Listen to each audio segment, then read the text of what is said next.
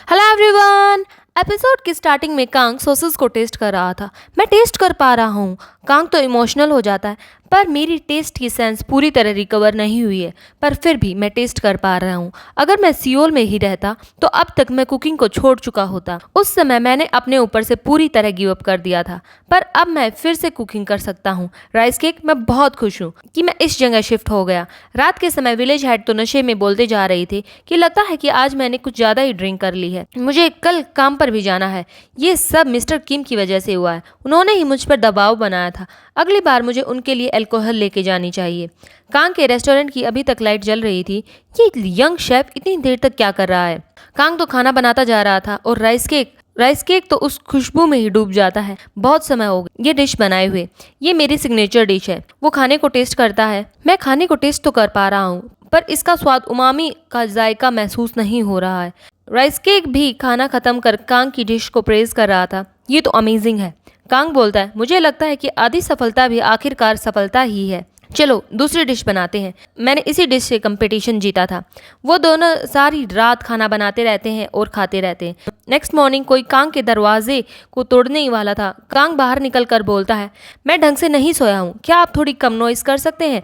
उसका तो पूरा बदन दर्द कर रहा था। विलेज हेड बोलते हैं, तुम्हें आना होगा। कांग बोलता है, क्या? कांग तो उन्हें किसी और समय आने के लिए बोलते हैं। चीफ बोलते हैं, हमारे पास समय नहीं है, जल्दी बैठो। वो तो कांग को गाड़ी में बैठा कर वहां से चले जाते हैं। राइस केक तो खड़ा देखता ही रह जाता है। सुजिन बच्चे को जन्म देने वाली है। चीफ बोलते हैं, मैं यहाँ भागता आया हूँ जबकि मेरा नशा अब तक नहीं उतरा है। कांग बोलता है, तो कल आप शराब पी रहे थे?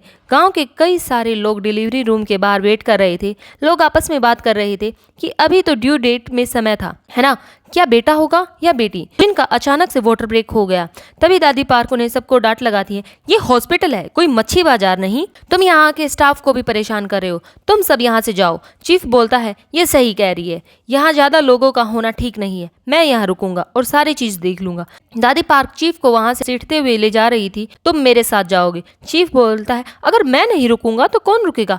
दादी पार्क कांग को मिनो के पास रुकने के लिए बोलती है, तुम दोनों अच्छे दोस्त हो, है ना? कांग तो ऑकवर्ड हो गया था। वो सोच रहा था कि अच्छा होता अगर चीफ यहाँ रुक जाते। मैंने पहले कभी भी ऐसे सिचुएशन को फेस नहीं किया है, मुझे नहीं पता कि क्या कहना चाहिए। मिनो बोलता है, तुम्हारा धन्यवाद यहाँ मेरे पास रुकने के लिए। कांग बोलता है, ये तो कुछ भी नहीं है, मैं तो सिर्फ यहाँ बैठा हूँ। मिनो बोलता है, नहीं, यहाँ तुम्हारा बैठना मेरे लिए बहुत ज्यादा है। इस समय मैं एक्साइटेड भी हूँ और मुझे सुजिन की चिंता भी हो रही है और मैं तो बहुत ज्यादा नर्वस हूँ। कांग बोलता है, सब ठीक होगा। कांग सोच रहा था कि ये मेरी उम्र का ही है, इसका भी ये पहली बार का अनुभव है। मिनो कांग के जेस्चर को देखकर खुश हो जाता है। थोड़ी देर बाद खबर आती है कि लड़की हुई है। हमारे गांव में बहुत समय बाद बेबी हुआ है।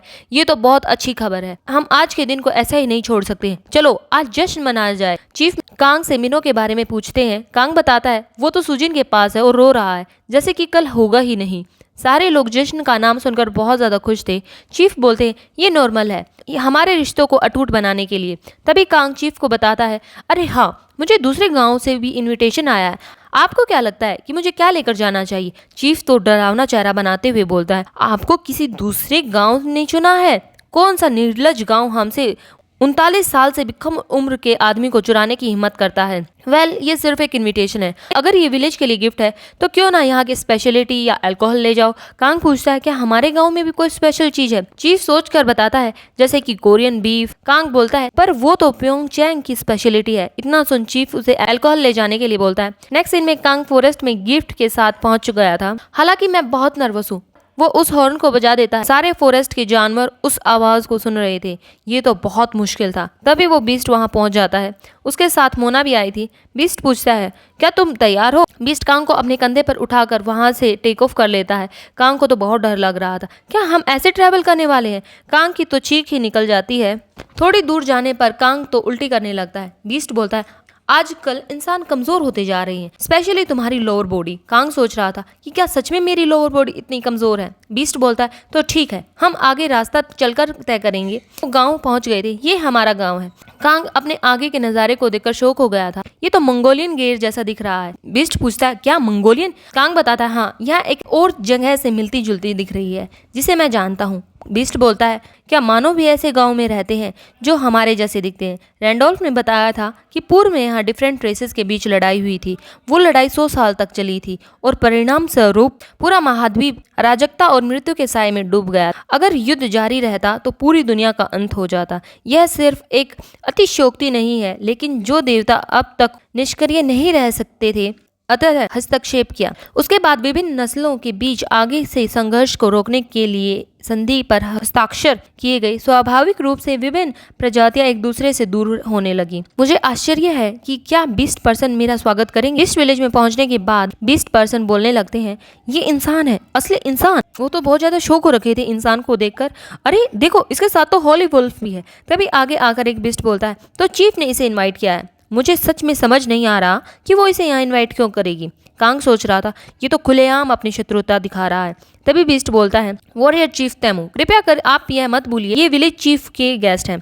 तेमू बोलता है, नो, अपने आप को देखो, तुम कैसे इस इंसान को प्रोटेक्ट कर रहे हो। अब तुम्हारी रेपुटेशन का क्या होगा। बोलता है, मैं सिर्फ चीफ के ऑर्डर को फॉलो कर रहा हूँ। तेमू बोलता है, मुझे नहीं पता कि आपका रुतबा इतना ऊंचा है कि आप मुझे बता सकें, तुम्हारी इतनी हिम्मत। तभी राइस केक गुर्राने लगता है। गांव के लोग बोलने लगते हैं, देखो हॉली वुल्फ गुस्सा हो रहा है।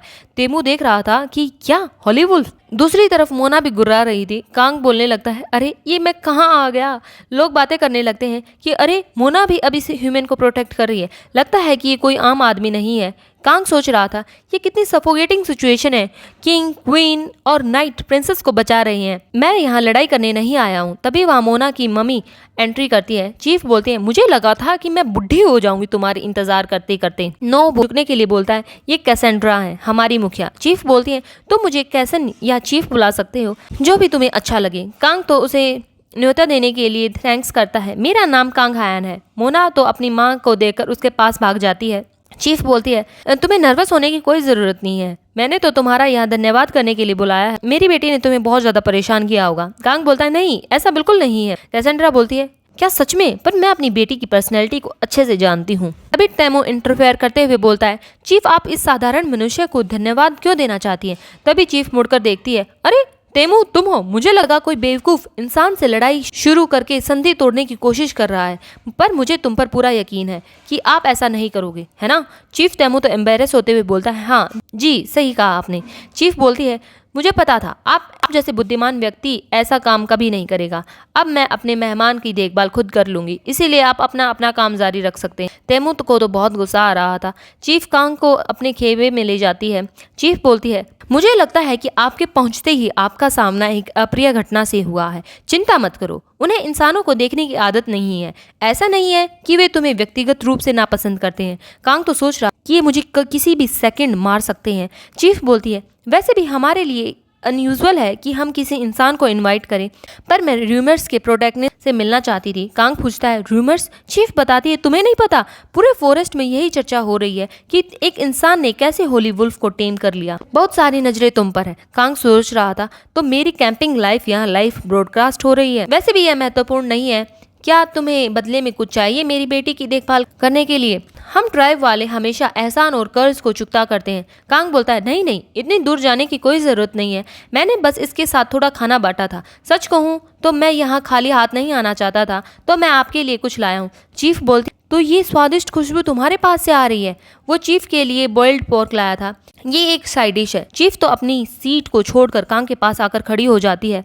तुम हमारे लिए इतनी कीमती चीज लाए हो, आप हमसे ज्यादा विनम्र हैं।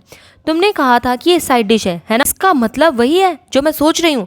कांग कैसेंड्रा को अल्कोहल दे देता है। ये आपके यहाँ एग्जिस्ट नहीं करता है। कैसेंड्रा तो एक्साइटेड हो जाती है, इतना अविश्वसनीय तोहफा, तो ऐसे तुमने मेरी बेटी को टेम किया है। कांग तो कुछ बोल ही नहीं पा रहा था।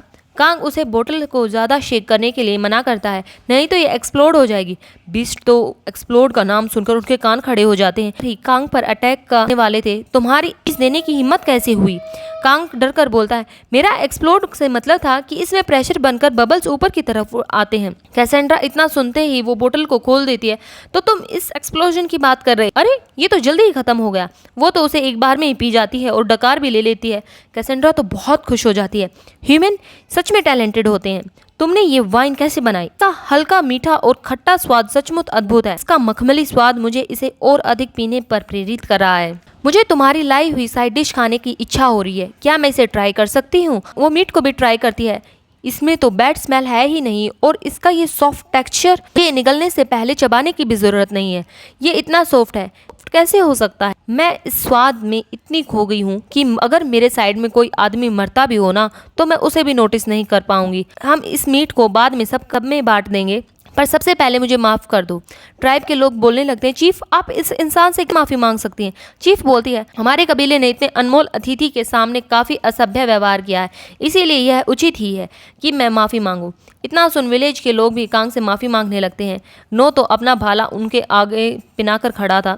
अच्छा हुआ मैंने खुद को तुम पर अटैक करने से रोक लिया था। ऐसा हो ही नहीं सकता कि होली वुल्फ का चुना हुआ ह्यूमन कभी डेंजरस हो सकता है। तभी चीफ बोलती है, अच्छा हुआ कि हमने माफ़ी और मांग ली और आभार भी व्यक्त कर दिया है। तो अब समय है, सभी सुन लो, सारे कबीले के लोगों को बता दो कि हम फेस्टिवल मनाने वाले हैं। जो हंटर सबसे डिलीशियस प्रे को कैच करेगा उसे ही चेतु का टाइटल मिलेगा। चलो हम देखें कि हमारे कबीले में सबसे शानदार दावतें होती हैं।